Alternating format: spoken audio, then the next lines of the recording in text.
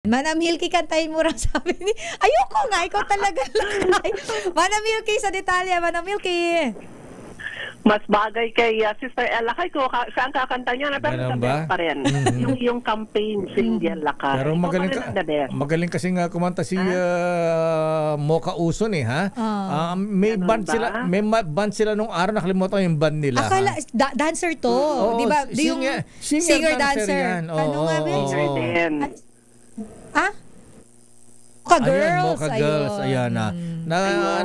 Nagpe-perform pa sila dito sa may Blue Wave nung araw Diyan sa Makapagal, ayan. Nanonood ka, no? Hindi nga Pero minsan nung bago-bago sila, ayan, kinuha ng Toyota yan nag-perform. Nag-perform sila sa may Clark nung araw, ayan.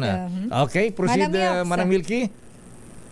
Lakay at Sister L, hindi nga pinalagpas at isang open letter ang inilabas ni Bataan Representative Geraldine Roman sa vlogger na si Mocha Uson.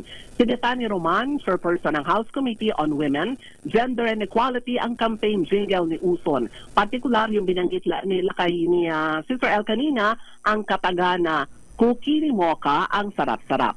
Ang kay Roman, tignan na wala naman daw masamang intensyon si Uson, pero may mas maganda pa itong magagawa para gamitin ang kanyang platform sa paggalang sa katawan at pagkatao ng mga kababaihan. Binigyang diin ni Roman, dapat iwasan ang objectification ng katawan ng mga kababaihan. Ito man ay sa paraan ng biro o patawa dahil nababaliwala ang tagal ng ipinaglalaban ng mga kababaihan na paggalang at gender equality. Dagdag pa ni Roman, hindi rin dapat ginagawang gimmick o palabas ang kasarian, babae man o lalaki sa higit lahat na mga miyembro ng LGBTQ+.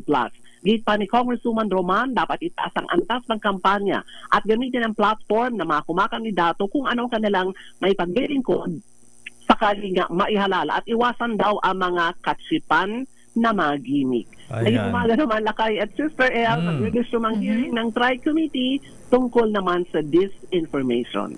Alright. Nako, si Kuya Jason andyan na ba? Ayan. Ipinatawag si Kuya Jay. Sa mga, makikita natin lahat, Lakay, kung sino mga darating dahil may banta nga ang TRICOM na sila ay posibleng makontem kung hindi naman daw ulit darating sa mga hearing. Ayan. Okay, abangan natin. Maraming salamat, Manang Milky. Kada umaga, Lakay, Sister El, ako si Milky Regunana Mura para sa DCRH. Una sa Pilipinas, una sa Pilipino. Ang Ilocanang maputi ang siko, Manang Milky Sikoya Regunan.